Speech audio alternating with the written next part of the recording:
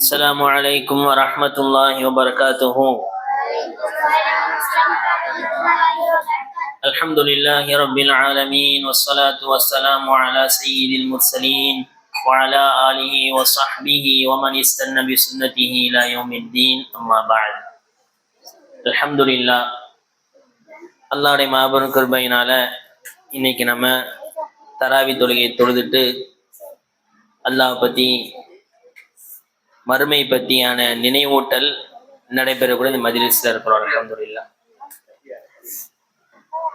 மரணம் என்பது எல்லா மனிதருக்கும் வந்தடைந்தே தீரும். அவ எங்க இருந்தாலும் அது வந்துடும். மரணத்தை அல்லாஹ் படைத்ததே அழகிய முறையில் யார் அமல் செய்யறான் மக்களை சோதிப்பதற்காக வேண்டி. இப்படி மரணம் சம்பந்தமான விஷயங்கள்னா கடந்த வகுப்புல நம்ம பார்த்தோம். இன்னைக்கு என்ன அப்படின்னா சக்ராத்துல் மவுத், இந்த மவுத்துக்குன்ட்டு ஒரு வேதனை இருக்குது. அந்த வேதனை பத்தி இமாம்கள்லாம் என்ன சொல்லியிருக்கிறாங்க, அந்த வேதனை எப்படி இருக்கும் அப்படி சம்பந்தமா இன்ஷா அல்லாஹ் பார்க்க போறோம். அல்லாஹ் குர்ஆன்ல சொல்றான், வஜாஅத் சக்ரத்துல் மௌத்தி பில் ஹக் ذلك ما كنت منه தஹீத். சக்ரத்துல் மவுத் சத்தியத்தை கொண்டு வரும் பொழுது அப்படின்னு அல்லாஹ் சொல்றான். மவுத்துக்குன்னு ஒரு டேஸ்ட் இருக்குது. இத பேசாத, மவுத்துக்குன்னு ஒரு டேஸ்ட் உண்டு. இந்த டேஸ்ட் எப்படி இருக்கும் அப்படிங்கிறத இமாம்கள் பல விதமா சொல்லியிருக்கிறாங்க. அல்லாஹ் சொல்றான், குல்லு நஃப்ஸின் தாயிகத்துல் மௌத், ஒவ்வொரு ஆன்மாவும் மரணத்தை சுவைத்தே தீரும் சொல்றான். சுவை அப்படின்னா ஐஸ்கிரீம் ஒரு டேஸ்டா இருக்கும். அதே மாதிரி காரசாரமா ஒன்று சாப்பிட்டோம் அப்படின்னா அது ஒரு டேஸ்டா இருக்குது. பாகற்காய் ஒரு டேஸ்ட் இருக்கு. இப்படி டேஸ்ட் இருக்குல்ல, அதே மாதிரி மவுத்துக்கும் ஒரு டேஸ்ட் இருக்குது அப்படின்னு நல்லா சொல்றான். அதாவது சக்கரத்துல் மவுத், மவுத்தின் போதை, மவுத்தின் மயக்கம் நல்லா சொல்றான். இந்த மவுத்துடைய மயக்கம் எப்படி இருக்கும் அப்படின்னா அந்த கடைசி நேரத்துல இன்னொரு இடத்துல அல்லா சொல்றான், கல்லா இதா பலகத்தி தராக்கி வகீல மன் ராக் வதன்ன அன்னஹுல் ஃபிராக் வல்தஃபத்தி ஸாகு பிஸ்ஸாக் இலா ரப்பிக யௌமைதினில் மஸாக். தொண்டை குழியை உயிர் அடையும் பொழுது, தொண்டை குழியை உயிர் அடையும் பொழுது அந்த கடைசி கட்டத்துல உயிருக்கு போராடக்கூடிய ஒருத்தன் கேட்பானா, யாராவது ஓதி பார்க்கக்கூடிய யாராவது மருத்துவர் இருக்கிறாரா அப்படின்னு கேட்பான். அந்த மருத்துவரால் அவனை காப்பாற்ற முடியுமா? மௌத்து நெருங்கி ரூஹு தொண்டைக்குழி அடைஞ்சுன்னா காப்பாற்ற முடியுமா? அவன் நினைச்சிருவான், இந்த உலகத்தை விட்டு நான் பிரிய போகிறேன் அப்படின்னு நினைப்பான். அவனுடைய கால் கெண்டைக்காலும் அப்படின்னு சுருக்கப்படும். அல்லாட்ட தான் இறுதி முடிவு இருக்குதுன்னு அல்லாஹ் சொல்றான். அப்போ அந்த மௌத்துடைய கடைசி நிலை அல்லாஹ் இந்த ஆயத்துல விளக்கப்படுத்துறான். சரி, மவுத்து என்ன டேஸ்ட்ல இருக்கும் அப்படின்ட்டு இமாம்கள் விளக்கப்படுத்துறாங்க. 3 உதாரணம் சொல்றாங்க. முதலாவது உதாரணம் என்ன அப்படின்னா, நீ கற்பனை பண்ணி பாரு, நான் சொல்ல ஒரு முள்ளு செடி இருக்கு. பார்த்திருக்கியா முள்ளு செடிலாம்? முள்ளு செடியில நைட்டு தூங்கும் போது கம்பளி போர்வை போட்டு தூங்குவோம்ல, போர்வையில நிறைய வகை இருக்கு. கம்பளி போர்வை இருக்கும், பார்த்திருக்கியா? அந்த கம்பளி போர்வைய முள்ளு செடியில போட்டு இழுத்தா எப்படி இருக்கும்? ஈஸியா வருமா? அத மாதிரி உயிர் உடம்புல விட்டு போகும்பொழுது வலி இருக்கும்னு ஒரு உதாரணம். ரெண்டாவது இமாம்கள் சொல்றாங்க, சொல்லிட்டா ரெண்டாவது உதாரணம், ஒரு சிட்டுக்குருவி இருக்குல்ல, சிட்டுக்குருவி அதோடைய ரெக்கைய வெட்டி விட்டாச்சு, அதால பறக்க முடியுமா? அந்த குருவிய சுத்தி நெருப்பு வச்சு அந்த குருவி மேலே நெருப்பு வச்சுட்டா அதுக்கு எவ்வளவு வேதனையா இருக்கும், துடிக்கும்ல. இத மாதிரி ரூஹு உடலை விட்டு போகும் பொழுது வலி ஏற்படும். மூணாவது உதாரணம், பக்ரீத்ல எல்லார் வீட்லயும் ஆடு வாங்குவாங்க, மாடு வாங்குவாங்க. ஆட்டையும் மாட்டையும் அறுத்ததுக்கு அப்புறம் தானே தோலை உரிப்போம். உயிரோடு இருக்கும் பொழுது தோலை உரிச்சா அது எப்படி கத்தும், எப்படி வலிக்கும் அதுக்கு. இத மாதிரி நம்மளுடைய உயிர் நம்மளுடைய உடம்புல இருந்து போகும் பொழுது வலி ஏற்படும் அப்படின்ட்டு இமாம்கள் சொல்றாங்க. அல்லாஹ் பாதுகாக்கணும், யாரையும் இது விட்டு வைக்காது. எந்த அளவுக்குன்னா நபி ஸல்லல்லாஹு அலைஹி வஸல்லம் அவங்களுக்கும் இந்த வேதனை வந்துச்சு. நபி ஸல்லல்லாஹு அலைஹி வஸல்லம் அவங்களுக்கும் இந்த வேதனை வந்துச்சு. நபியுடைய கடைசி நேரம், நபியுடைய உயிர் போகக்கூடிய ரபியுல் லெவல் பிறை 12 திங்கட்கிழமை லுஹாவுடைய நேரத்தில் நப்சாசம் அவங்க கடுமையான நோய் சக்கராத்துடைய நிலையில இருக்கிறாங்க. அப்போ நபி அவங்களுக்கு முன்னாடி ஒரு தண்ணி வைக்கப்படுது, தண்ணியில ஒரு கூலையில தண்ணி வைக்கப்படுது. அந்த தண்ணியை நப்சாசம் அவங்க எடுத்து தன்னுடைய முகத்துல, சூடா இருந்தா குளிர் வைக்கிறதுக்காக வேண்டி முகத்தை கழுவோம்ல, முகத்தை கழுவிட்டு சொன்னாங்க, லா இலாஹ இல்லல்லாஹ் இன்னலில் மௌத்தில சக்கராத், வணங்குவதற்கு தகுதியானவன் அல்லாஹ் தவிர யாரும் இல்லை, இறப்புக்கு மரணத்திற்கு ஒரு பயங்கரமான சுவை இருக்குது, சக்கராத் போதை இருக்குது, மயக்கம் இருக்குது அப்படின்னு நப்சாசம் சொன்னாங்க. நபிக்கே அந்த வேதனை இருந்துச்சு அப்படின்னா நமக்கெல்லாம் எப்படி இருக்கும்? புரியுதாமா? இன்னொரு ரிவாயத்தில் வருது, நப்சாசம் அவங்க துஆ செஞ்சாங்க, அல்லாஹுமா இன்னி அலா முன்கராத்தில் மௌத், அல்லாஹுமா இன்னி அலா சக்கராத்தில் மௌத், யா அல்லாஹ் மௌத்துடைய வேதனையிலிருந்து, சக்கராத்துடைய வேதனையிலிருந்து எனக்கு நீ உதவி செய்வாயாக அப்படின்னு நப்சாசம் அவங்க துஆ செஞ்சிருக்கிறாங்க. அப்ப நபி அவங்களையும் இந்த வேதனை விட்டதில்ல. கஅபுல் அஹ்பார் ரஹ்மத்துல்லாஹ் அவங்க சொல்றாங்க, அந்த ரூஹு போகும் பொழுது, ரூஹு போறதுன்னா ஒண்ணும் இல்லை, ஒரே நேரத்துல உடம்புல எல்லாமே வலிக்கும். ஒரு நேரத்தில் தலைவலி வரும், தாங்கிக்கிடுவோம், பல்லு வலி வந்தா அது மட்டும்தான் வலிக்கும், கை கால் வலி வந்தா அது மட்டும்தான் வலிக்கும். ஆனா உயிர் போகும் பொழுது உடம்புல உள்ள எல்லாமே வலிக்கும். Human body is made up of cells, அதுதானே, சின்ன சின்ன செல்ஸ் எல்லாம் தானே நம்ம உடம்பு இருக்குது. ஒவ்வொரு செல்லும் சாவும். ஒவ்வொன்றா ஒரே நேரத்துல எல்லா உறுப்புகளையும் அடிச்சா நம்மளால எப்படி வலி தாங்க முடியாது, அதே மாதிரி உயிர் போகும் பொழுது இவ்வளோ பெரிய கடுமையான வேதனை இருக்கணும். அல்லாஹ் நம்ம எல்லாரையும் பாதுகாக்கணும். கஅபுல் அஹ்பார் ரஹ்மத்துல்லாஹ் சொல்றாங்க, மையத்துடைய அந்த வேதனையிலிருந்து சின்ன வேதனையை, மையத்துடைய வேதனையில, அதாவது மையத்தாவ போறாரு, மௌத்தாகக்கூடியவருடைய சக்கராத்தின் வேதனையிலிருந்து சின்ன ஒரு வேதனையை இந்த உலக மக்களுக்கு எல்லாருக்கும் பிரிச்சு கொடுத்தாலும் எல்லாரும் இறந்து போயிடுவாங்களாம். அந்த அளவுக்கு ரொம்ப மோசமான வேதனைன்ட்டு கஅபுல் அஹ்பார் ரஹ்மத்துல்லாஹ் அவங்க சொல்றாங்க. அதே மாதிரி அல்லாமா இப்னு கைம் ரஹ்மத்துல்லாஹ் ஒரு பெரிய இமாம், அவங்க என்ன சொல்றாங்க தெரியுமா? மக்கள் உலகத்துல உயிர் வாழும் பொழுது அல்லாஹ்வோடு எப்படி நடந்துக்கிட்டாங்களோ, நல்லா கவனி, உலகத்துல உயிர் வாழும் பொழுது அல்லாஹ்வோடு மக்கள் எப்படி நடந்துக்கிட்டாங்களோ அதே மாதிரி அவன் மௌத்தாகும் பொழுது அல்லாஹ் அவனோட நடந்துக்கிடுவான். உலகத்துல அவன் கரெக்டா தொழுதுட்டு இருந்தான், நோன்பு வச்சான், ஜக்காத்து கொடுத்தான், தராவி தொழுதான், இதெல்லாம் கரெக்டா செஞ்சுட்டு இருந்தான் அப்படின்னா மௌத்தர நேரத்துல அல்லாஹ் அவனோட நல்லா நடந்துக்குவான். உலகத்துல வாழும் பொழுது அல்லாஹ்க்கு மாறு செஞ்சா சக்கராத்துடைய வேதனையில அல்லாஹ் என்ன செய்வான்? அவனுக்கு உதவி செய்வானா? உதவி செய்வானாப்பா? உதவி செய்ய மாட்டான். எப்படி உலகத்துல அல்லாஹ்வோட நடந்துக்கிறாங்களோ அது போலவே மௌத்துடைய நிலையில் அல்லாஹ் அவரோட நடந்துக்கணும் அப்படின்ட்டு இமாம் இப்னு கைம் ரஹ்மத்துல்லாஹ் அவங்க சொல்லி காமிச்சாங்க. இப்போ நமக்கு முன்பு வாழ்ந்த நல்லடியார்கள் அவங்களுடைய மரண தருவாயில எப்படிலாம் கவலைப்பட்டாங்க அப்படிங்கறது நம்ம பார்க்க போறோம். சக்ராத்துல் மவுத்து, மரணத்துடைய வேதனை என்னங்கிறத இப்ப பார்த்திருக்கிறோம். முன்பு வாழ்ந்த நல்லடியார்கள் மரண நேரத்துல எப்படிலாம் கவலைப்பட்டாங்க அப்படிங்கிறத இமாமும் நமக்கு விளக்கப்படுத்துறாங்க. அபூபக்கர் ரலியல்லாஹு அன்ஹு நப்சாசம் அவங்களுக்கு அப்புறம் ஹிலாஃபத்துல வரக்கூடிய அபூபக்கர் ரலியல்லாஹு அன்ஹு அவங்க மவுத்துடைய நிலையில அவங்களும் கரெக்டா 63 வயசுல வஃபாத் ஆறாங்க. நப்சாசம் அவங்களுக்கும் 63 வயசு, அபூபக்கர் ரலியல்லாஹு அன்ஹு 63 வயசு, உமர் ரலியல்லாஹு அன்ஹு அவங்களுக்கும் 63 வயசுல, 3 பேருமே ஒரே வயசுல வஃபாத் ஆகிறாங்க.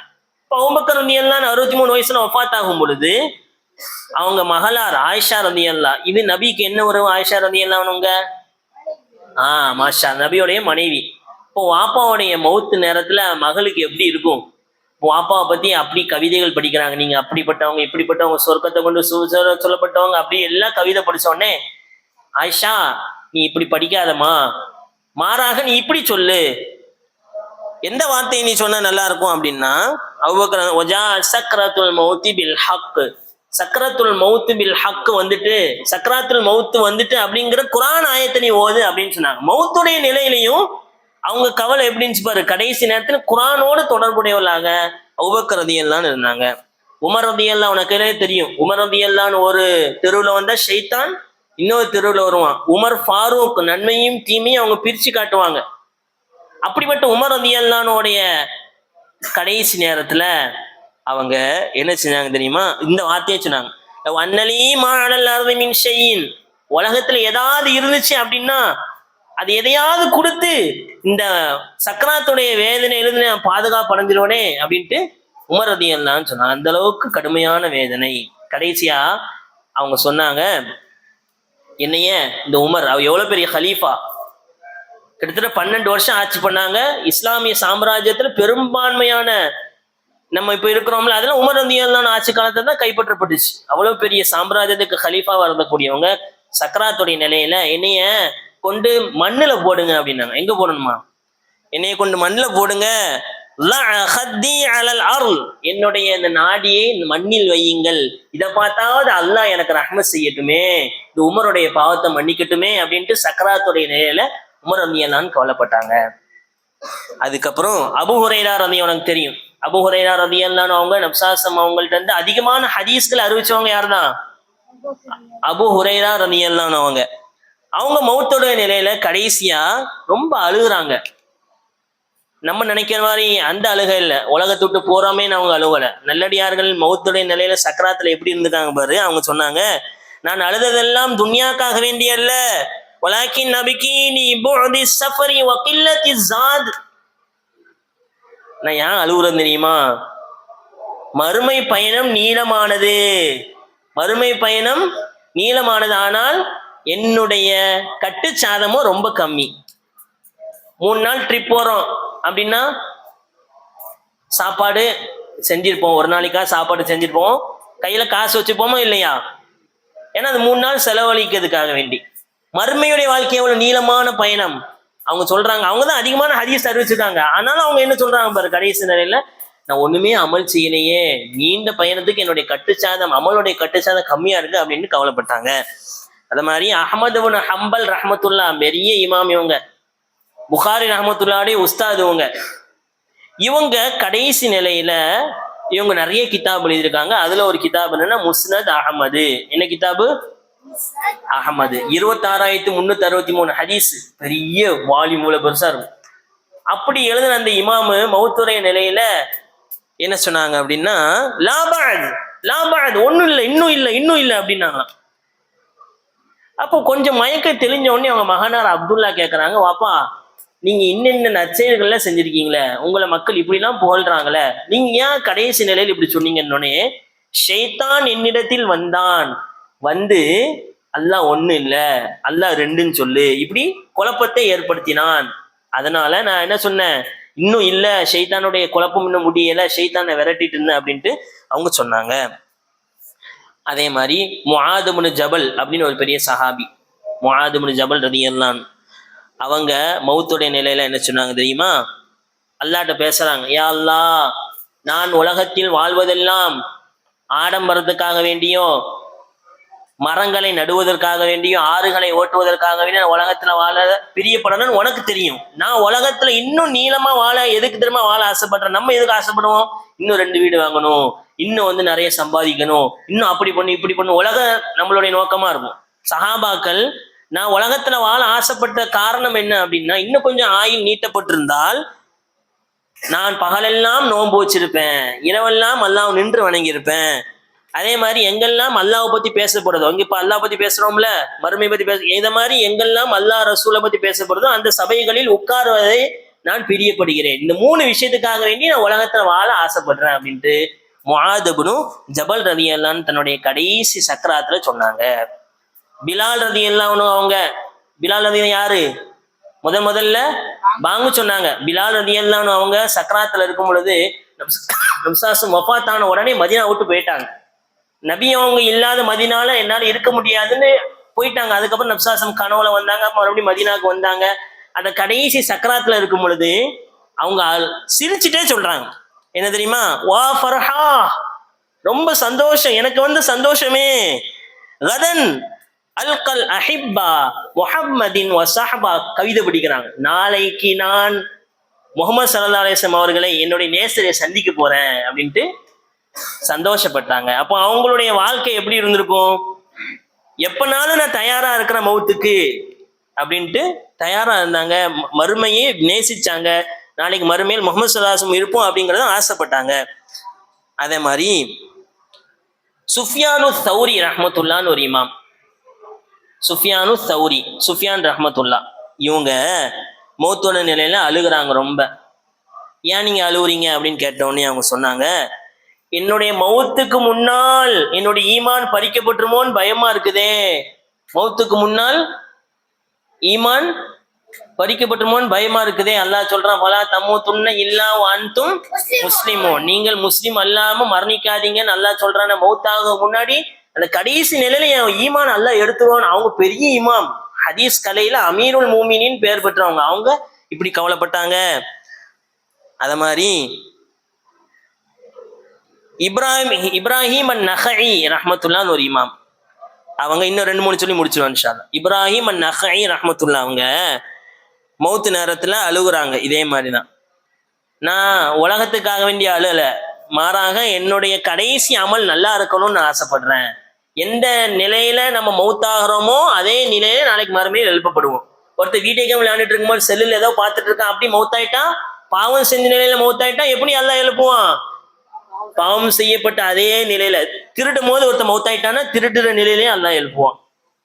குர்ஆன் ஓதும் பொழுது தொழுகையில சஜிதால ஒருத்தர் மௌத்தாயிட்டா சஜிதாலயே அல்லாஹ் எழுப்புவான். ஷஹீத் ஆயிட்டாரு அப்படின்னா நப்சா சொல்றாங்க, அவரை குளிப்பாட்டாதீங்க, அப்படியே அவரை அடக்குங்க.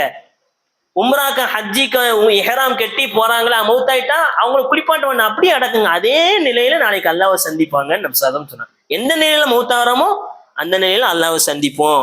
அப்போ நான் என்னுடைய கடைசி நிலை அல்லாஹ்வுக்கு பிடிச்சமானதா இருக்கணுமேன்ட்டு கடைசி நேரத்துல ஆசைப்பட்டாங்க.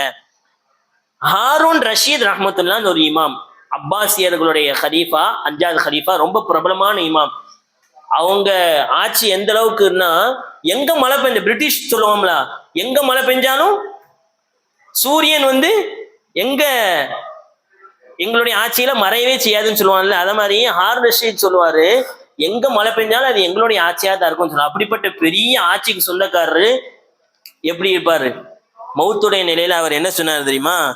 அல்லாஹ்வை அழைச்சு சொல்ல, யாமன் லா யஸாலுல் முல்கஹு இர்ஹம்மன் கத் ஸால முல்கஹு, என் ஆட்சி நீங்காத அரசனே, எப்படிப்பட்ட ஆட்சி நீங்காத அப்படிப்பட்ட அரசனே, நீங்க கூடிய இந்த ஆட்சியுடைய இந்த அடியானை நீ மன்னிச்சிரு அப்படின்ட்டு அவர் துவா செஞ்சாரு. கடைசியா முஆவியா ரலியல்லாஹு அன்ஹு ஒரு பெரிய சஹாபி, அவங்க முஆவியா ரலியல்லாஹு அன்ஹு, அவங்க 5வது கலீஃபா முஆவியா ரலியல்லாஹு அன்ஹு, அவங்க கடைசி சக்கராத்துல மக்கள்லாம் கூட சொல்றாங்க, என்னைய இந்த சேர்ல இருந்து இறக்கி வைங்க அப்படின்னாங்க.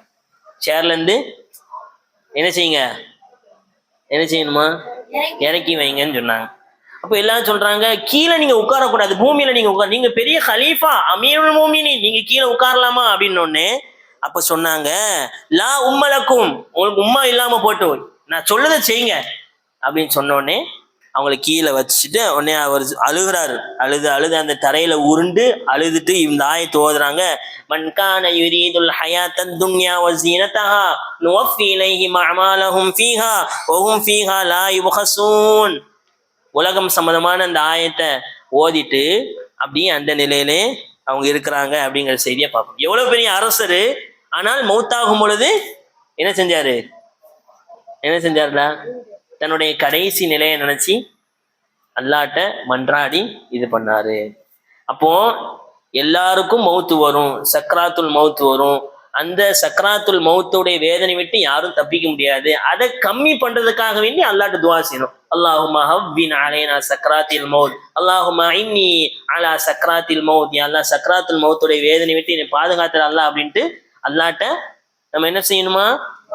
துவா செய்வியா இன்ஷா அல்லாஹ். நம்ம அப்ப நல்லடியார்கள் எப்படி வாழ்ந்திருக்கிறாங்க, தன்னுடைய கடைசி நிலையில அல்லாவோடு நான் ஐக்கியம் ஆகணும், அல்லாவுக்கு பிடிச்சமான நிலையில என்னுடைய கடைசி நிலை இருக்கணும் அப்படின்ட்டு ரொம்ப ஆசைப்பட்டாங்க. அது மாதிரி நம்மளும் ஆசைப்படுவோமா இன்ஷா அல்லாஹ்? சுப்ஹானக அல்லாஹும்ம பிஹம்திக அஷ்ஹது அல்லா இலாஹா இல்லா அன்த அஸ்தக்ஃபிருக வ அத்தூபு இலைக்.